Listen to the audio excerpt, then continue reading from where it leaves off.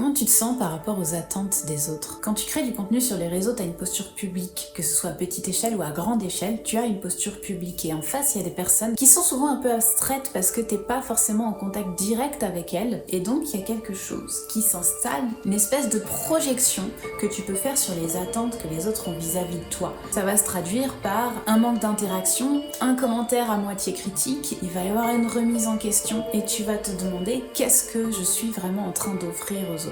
Et ensuite, il peut y avoir les demandes formulées de personnes qui ne comprennent pas ce que tu fais, il peut y avoir l'entourage, bref, il y a mille et une occasions de ressentir la pression de l'attente, qu'elle soit réelle ou qu'elle soit supposée. Et assez rapidement, on peut, malgré soi, commencer à se conformer à ces attentes supposées. Une fois n'est pas coutume, mon discours il est assez nuancé sur la question. Quand tu crées du contenu, ça n'est pas pour créer quelque chose qui n'intéresse personne. Le regard des autres va avoir une certaine importance, une certaine incidence sur ce que tu crées. Pour autant, la personne qui a la vision globale du projet, de l'entreprise et de où il se dirige, c'est toi. La personne qui sait ce qu'elle est en train de construire, c'est toi. Et les personnes en face n'ont pas forcément cette vision globale. Donc il y a un vrai équilibre à trouver entre l'attente qu'il y a en face et toi ce que tu es en train de construire pour que répondre aux attentes ne t'emmène jamais dans une direction qui trahit ce que tu rêves vraiment de construire in fine. Donc cette idée rabâchée de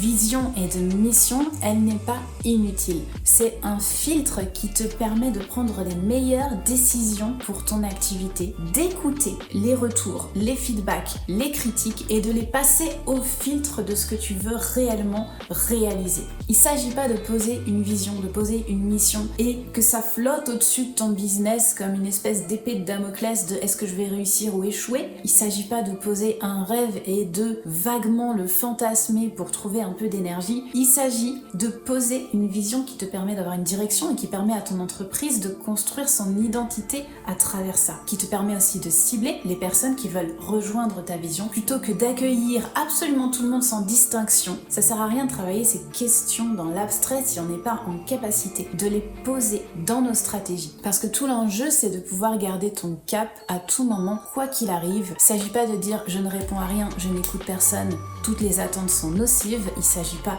non plus de se suradapter et de se conformer aux attentes des autres. On est à un point qui se situe quelque part au milieu et c'est à toi de le maîtriser.